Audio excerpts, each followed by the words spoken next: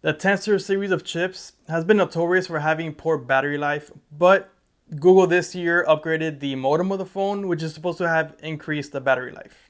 In this video, we'll see if the Pixel 9 Pro is brought up to par with the improvements to the modem. And in comparison, I'm using the Pixel 9 Pro, which is the smaller version, compared to last year where I used the Pixel 8 Pro. As per usual for these videos, I picked up the phone from the wireless charger at 8 a.m. And from there, I went pretty much directly into watching videos. It was one of those days where I just wanted to take it a bit slow, so I was able to start with YouTube and transition over to Netflix. And I got to about half of my minimum requirements for video watching or video streaming early on in the morning. The video watching experience was pretty great on this phone for a few reasons. The first one being the brightness. It was actually so bright that I had to bring it down a bit when I was watching Netflix because that one has a manual slider. And just this phone is not playing with the brightness. It's not one of those gimmicky numbers. It's actually really bright and it functions really well. The second is the screen resolution. With phones this size, a lot of times they limit it to 1080p because you're getting a pretty good pixels per inch count. But Google decided to give it a higher than normal pixel count. And so the pixels per inch on this one is not quite 500, but it's at 495. And that's something that no one's going to be able to tell the difference.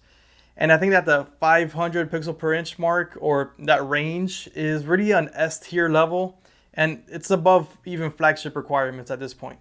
And so that's going to give you a super clear viewing experience. I mean, basically unmatched or only matched by the likes of the S24 Ultra, S24 Plus, just a higher end of different manufacturers' phones. And also the quality of the speakers was really good. I find it to be very full in terms of, you're getting highs and lows, a pretty good amount of it. Obviously we're considering a phone here. And it's not going to be the loudest and might not even be the most full sound I've heard, but it's definitely a flagship level.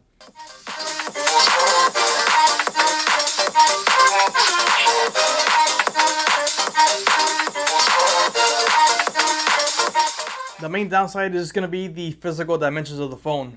Even though I like the smaller form factor for everyday use, you do give up a little bit of screen space or screen real estate because it's just physically impossible to put a bigger screen. So, I'm watching a video on a 6.3 inch screen, and when it comes to phones, going up to a 6.7 or 6.8 is going to provide a much bigger viewing experience. So really, in terms of downsides, that's pretty much the only one, and it's just because it's the smaller form factor. After taking my time and watching some videos and eating breakfast, I headed out to spend some time with my family. And during this time, I was able to enjoy my time with them, focusing on my family rather than focusing on the phone, because when you have a smaller form factor phone, it slides into your pocket and you could kind of forget that it's there. So having the smaller form factor helps me to kind of stay in the moment, and it did a great job at that. Of course, it doesn't hurt to have all the flagship features in the smaller form factor for the times that you do want it. So in the moments that you do want to take a good picture, you're not having to take a picture with a poor or lesser camera, because the best camera that Pixel has is in this phone as well. So after that, I went to downtown Miami to take some pictures because I've been getting into photography and taking advantage of my local area. So downtown Miami is actually full of great picture moments. So I went down there and spent a lot of time down there. But before getting down there, I use GPS because I'm not great with directions, and I'm not in downtown Miami quite enough to really learn the streets. So I went down there with GPS, and looking for parking was a nightmare. I went to like 2 different spots before I found a place that I thought was good. And all of that was on GPS. I must have been maybe around 45 minutes to an hour of GPS use at that point. And the phone did great. It handled it perfectly, and the battery, yeah, obviously it went down, but I felt like I had plenty left, and I didn't feel like I was getting any battery anxiety, at least at that moment yet. Most of my pictures were with my Sony ZV-E10, not the Pixel 9 Pro, but I did take plenty of the pictures with Pixel 9 Pro as well to get obviously the minimum requirements done. I thought I did a pretty good job on my Sony, so I'm pretty excited about that. But obviously, my tests with the Pixel 9 Pro were the pictures were as expected, because Google has really good computational photography. The pictures are always going to come out pretty consistent, and it was no different with the Pixel 9 Pro. And then obviously with the 5x telephoto lens, I was able to get some nice zoomed in pictures, and take advantage of the different focal lengths on the phone. And with the videos, they're really good now too. I mean, they were good with the Pixel 8 Pro, and they're a little better with the Pixel 9 Pro. I mean, Google's doing a good job with that and caught up to the competition where they're now, fighting for the top spot in Android and maybe even up there, getting up there with iPhone.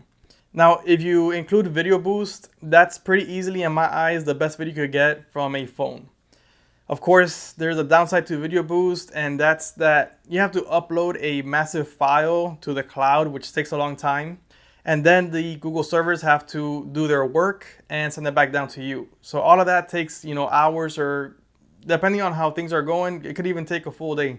For example, it took me about 2 hours to upload it because it stops every time I'm off of Wi-Fi because of my settings.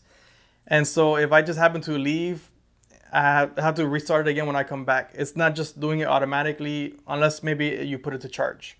So it is a process, and you have to be cognizant that you want to have it uploading because that's the only way to get Video Boost. With the Pixel 9 Pro, Google also included 8K footage, 8K video recording. That comes out really well also, but there's a pretty major downside to the 8K video in the Pixel 9 Pro. And the downside is that you have to use Video Boost, at least from what I've seen, and I haven't seen any of the settings. You have to use Video Boost with 8K. Every time I switch on 8K, Video Boost comes along with it. And then if I switch it off, it goes back to 4K. I get that the Video Boost is going to give you some pretty great results, the best results you can with the phone. But I'm pretty sure that the phone can handle 8K footage without having to upload it to the cloud and still give you a good result. So I'm not sure why Google just linked those two together. And it seems like a limitation in my book. Especially when it comes to 8K, the file size on 8K video is massive, and to have to upload that every single time to get your 8K footage back is terrible in my opinion. But besides that, everything else is pretty much great with the camera. So after many hours of being in downtown Miami, walking around and taking pictures, I was tired and hungry, and so I headed back. I used GPS again to get back because I still don't know my way all that well down there. So I only need it for about halfway, but once I have it on and driving, I just leave it on until I get to where I'm going. But I also took a pit stop to get something to eat because I was hungry, got a nice snack.